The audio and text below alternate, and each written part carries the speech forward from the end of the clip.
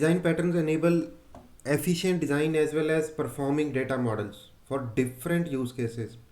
So we are going to see around 8 to 10 design patterns which are relevant for different use cases. These are proven design practices by lot of MongoDB users, and moreover the MongoDB practitioners as well as MongoDB creators. They have been suggested by MongoDB creators as well for different use cases. They have researched over it and they have suggested these design patterns. So let us see all these design patterns one by one. First design pattern which is there is polymorphic pattern. So I have tried to split each design pattern into different sections like when to use, description, and possible use cases. And the MongoDB blogs have been referred for creating these slides. These are very well articulated as well as described over the MongoDB blogs section. So when to use, it is document structure is similar, for which basically we can use RDBMS also, right? One document is having similar structure with respect to other documents, but not all the fields are similar, right? There could be some possibility that there are some fields which are not similar. So for example, main fields are common, but related fields do not have identical structures. So on the right hand side, if you see here, we have common fields like sport, athlete name, career earnings. These we can say are the common fields, but in this case at the top record it says 300 games, career titles, other sports, right? But here in this case athlete name which is Martina, in this case event type, career tournaments, career titles, right? This athlete might have participated in some multiple events, right? Or here the parameters are different and here the fields are different. So in that kind of scenario, polymorphic pattern is the best fit. One thing is that which you will have to notice is that requires application level handling of difference in field structure, right? So in case of any NoSQL database or MongoDB specifically, all these differences which leads to the flexibility of schema in NoSQL databases, all the changes will have to be handled at the application level, whether it is joins, whether it is some other kind of field level handling, right? All those things will have to be handled at the application level. Moreover, it could be at the API level when you are fetching the data or when you are inserting the data.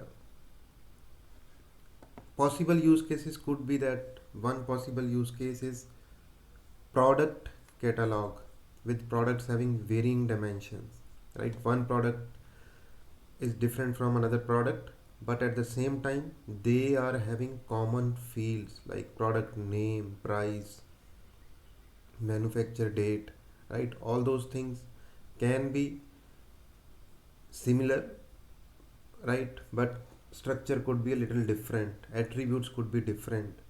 So after applying polymorphic patterns on this, we will get something like this, right? Sport, athlete name, career earnings, career tournaments, which are common, but this set of field is different, right? After applying the polymorphics on subdocuments. Attribute pattern deals with documents which are having fields with similar characteristics within the same document. In the previous pattern on polymorphic pattern, we were discussing similar structure, but here we are saying similar characteristics.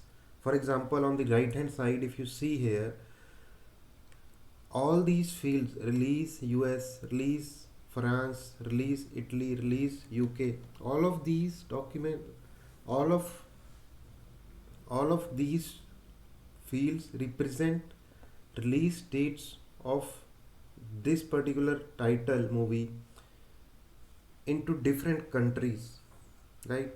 So these are similar characteristics, release date, right? So if we represent like this, there will be a problem. How will we fetch this data? Again, storing also will be a problem, but fetching will be a bigger problem. Create key value pair for such fields. So that I am going to show you. Indexes can be created easily on these fields, but here if you look at this, you will not be able to create indexes. How will you create an index on this, right? If most of our access pattern are linked with release date in this particular collection or in some other use case, then creation of indexes will be very difficult. So one example will be, for products collection we can design the schema in this way. Specs, right? It is a generic name. Then k key value. Please note that it is a key value. K is size. We want to say that with this document we are saying that this represents the size, and then V is small, right? Size is small. Price, which is 100, and colors again this one. Same way this one, right? Now we can create an index on any one of these, whether it is specs dot k, like this we can create an index. Possible use cases: movie collection with movie release date, right? Product collection with size and all. So if we apply attribute pattern on our previous example, so it will look like this after the application of attribute pattern. Releases, location, date, location France, location Italy, location UK, and so on, right?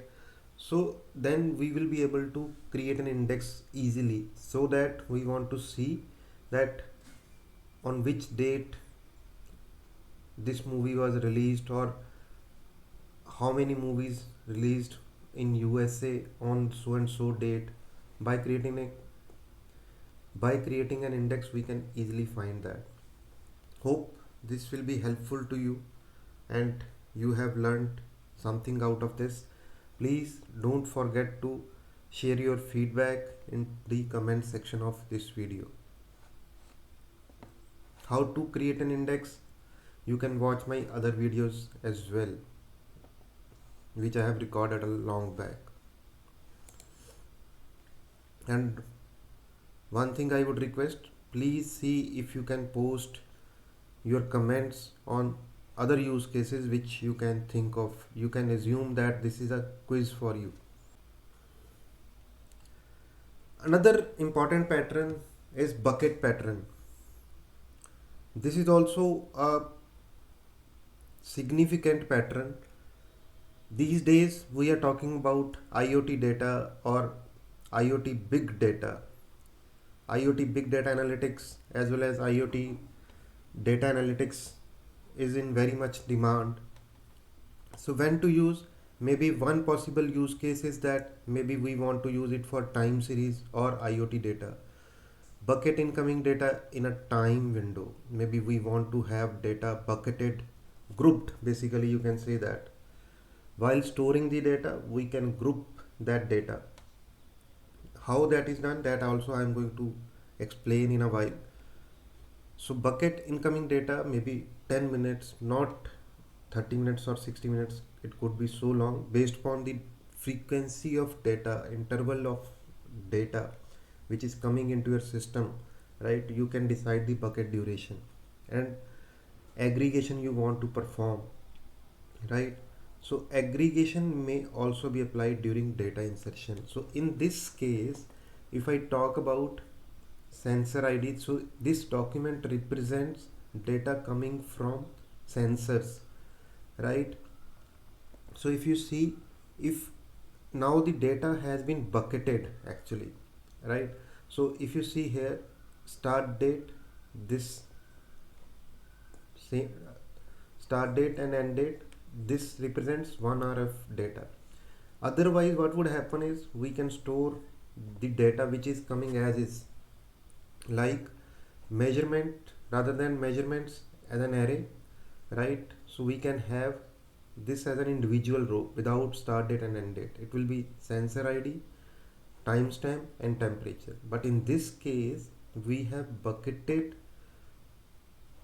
1 hour of data coming from sensors, right, from one sensor into an array, as well as we have counted transaction count 42, some temperature.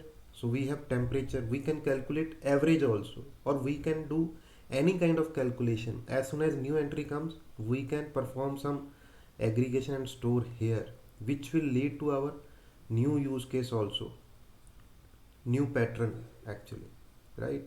So this is pre-aggregated value. So once you fetch the data for this sensor id for this particular duration, you will get the value calculated, you will get the pre-calculated value. You don't have to perform any calculations on the runtime. This is the biggest advantage, and you can fetch all the data in a single query. Only thing which you have to take care while working on this pattern is that your document should not be too large. It should not cross the 16 MB limit of MongoDB, right? You remember that there is a limit of 16 MB per document in MongoDB. That should not be crossed. While designing this bucket pattern, you should take care of that. And one more thing, these all things you will have to handle at the application level, that you want to store it as well as you want to aggregate the value before hand. At the time of insertion, you will have to aggregate this value, you will have to update this value, as well as you will have to insert into this array. All those things you will have to keep in mind while inserting or updating the records into this collection. So this is recommended approach for time series as well as IoT data. Next is computed pattern. This is also somewhat linked to bucketed pattern, but when to use when we have read intensive applications. So if you remember, at some places we might be showing number of views, number of likes on certain pages, on certain products, right? So imagine what will happen if a user is loading pages again and again, or we have 10,000 real-time users, right, which have opened the page, 10,000 users per hour, per 30 minutes. You can see that number of views, number of likes will not matter that much, but the database queries are going to be significant, right? So if we have, let us say, 10,000 views or 10,000 likes, and user presses the like button, so in that case we can, it is fine if we can show it after a while, maybe after 10 minutes, 15 minutes, right?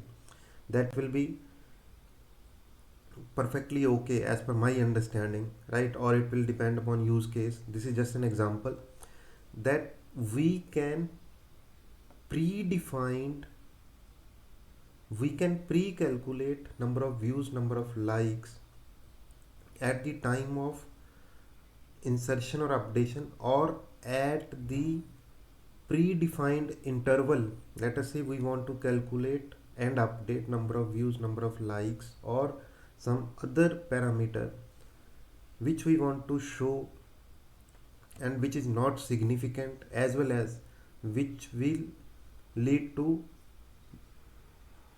number of hits to the database, right? We can calculate those once in an hour, right, or once in 10 minutes, 15 minutes. You can imagine that number of hits to the database will be significantly lower, reduced.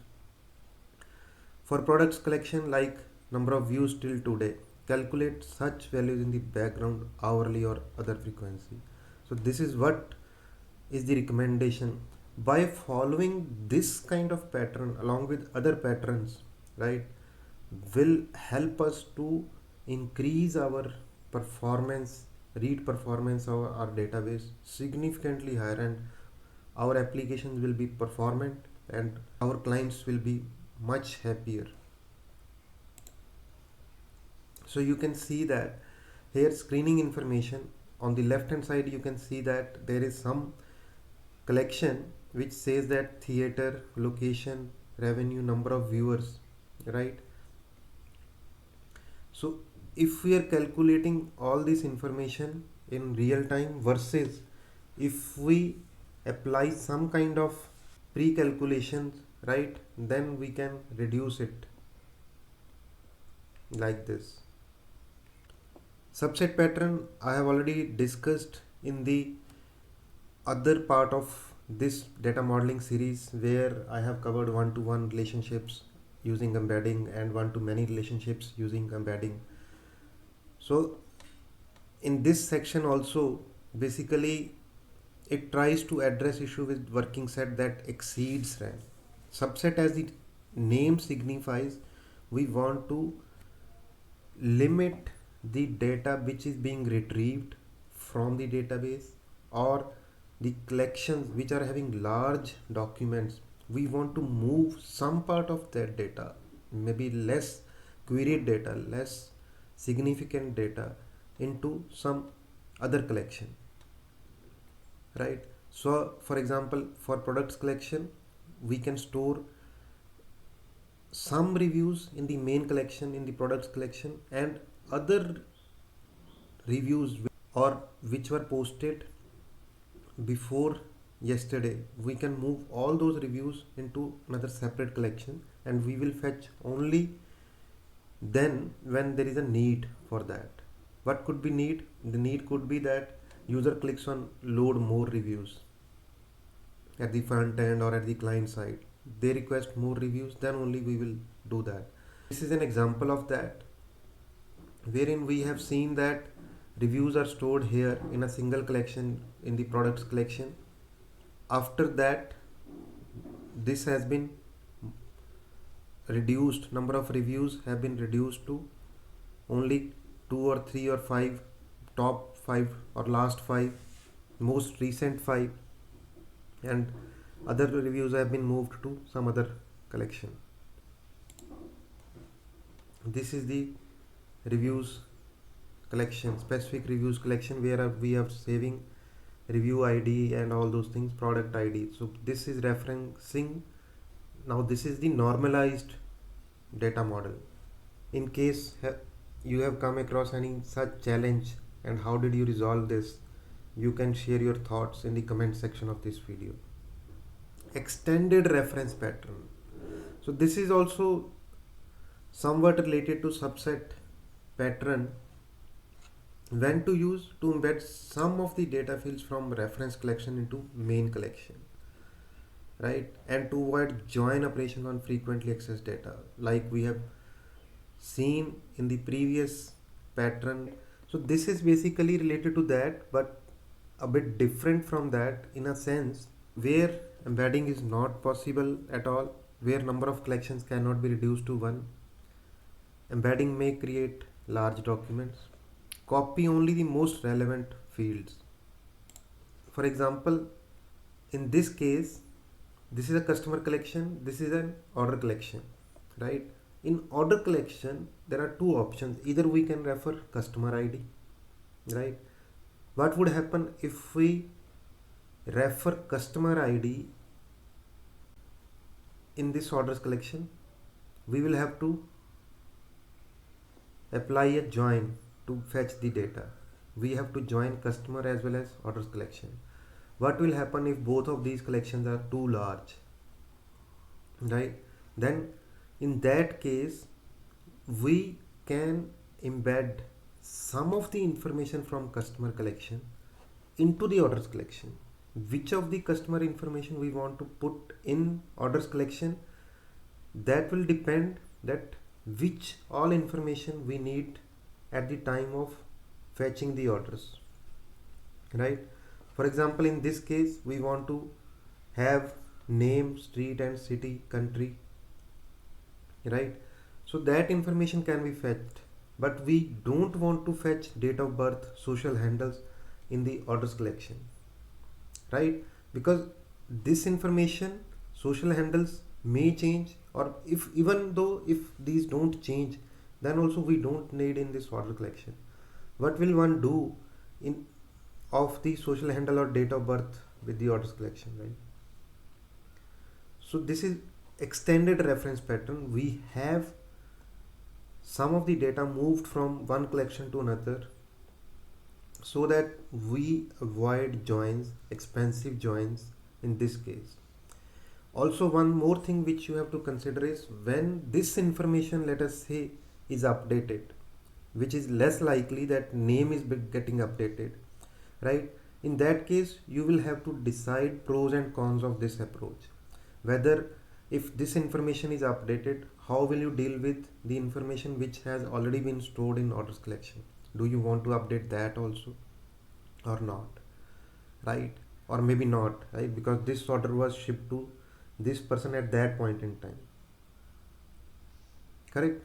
So hope you have understood this extended reference pattern as well and where it can be used. So this can also lead to a significant performance gain. That is what I have seen over a period of time. This is a very significant design pattern in MongoDB. Now, approximation pattern, again, it is somewhat related to computed pattern. This can be applied for calculations involving challenging and resource expensive lower significance calculation. For example, number of views till today, web page view counter. We can show some approximate value rather than the exact value, right? So pretty simple. Let me show you an example here. So if you see here on the left hand side, it says that before the application of approximation pattern, the write workload is highly derived by web page counters, right? If you see here, this is the write workload which is derived by web page counters. But when we update or when we apply this approximation pattern which says that no need to update web page counters at each visit, right? We can apply update of this web page counter maybe once in a 30 minute, once in an hour, right? Till that time we will store this information somewhere in our cache or somewhere wherever is possible, right? And then it will lead to this kind of workload reduced, right? Which will take only minimal information, and it will lead to so much performance gain. The conclusion here is that we should see which operation is leading to what kind of performance gain or performance loss, right? In this case, web page counters update is not required in real time, and this is not that important as well. So these two things which have to be considered will play a significant role. Document versioning pattern, again, this is required for some compliance level. This can be used where we want to keep the history of versions of a document, right? So we want to maintain multiple copies, maybe last 3, 4, 5, right? So in that case, it is simple that we can use two collections, one for latest copy of the document, another for old copy of the revised document, right? And this is required for compliance or audit requirements. No need to use this pattern in each and every use case. It can be used where the high compliance is required by the law or by the local government, right? Moving on, schema versioning pattern, again, it is more or less similar to document versioning, but here in this case, because of schema less we want to track when a user has changed the schema. When our schema was changed, right, we can version it, maybe version 1 at the initial stage, and then whenever there is a change in schema, maybe update in schema at later stage in the project, we want to see that which document are related to version 1, version 2, version 3, and so on. So that can be done, and this may be required for auditing and debugging purposes also.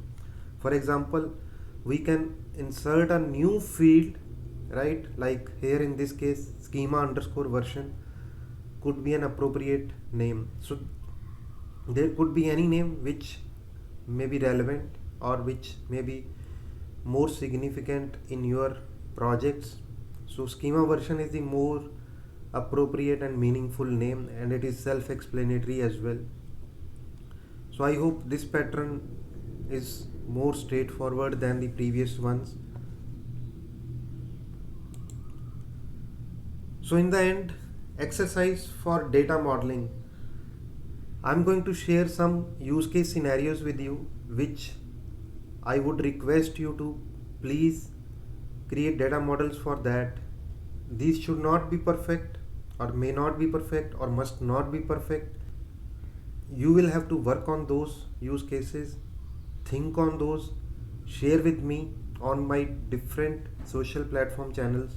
It could be GitHub, Facebook, my website, LinkedIn as well. Assumption: don't limit yourself to any existing project or your thoughts. Think of application access pattern, and feel free to think of any access pattern which you can think of, and design the database or schema accordingly. You have to consider these scenarios, one of these or multiple scenarios, to do items. All of these are independent of each other. To do items, right? Create an item, list all the items, change an item, update an item, right? All those things along with time, along with the user who has created that, right, with the reminder, when the reminder was sent, cab booking like Uber or Ola, right, or some you want to create your own schema like Uber or Ola, right, cab booking system, leave management system, project management system, food delivery application. In case you are not aware of any of these or some of these requirements, I can help you with that also. I can post these requirements on my GitHub page as well, so that you can refer those and design your schema.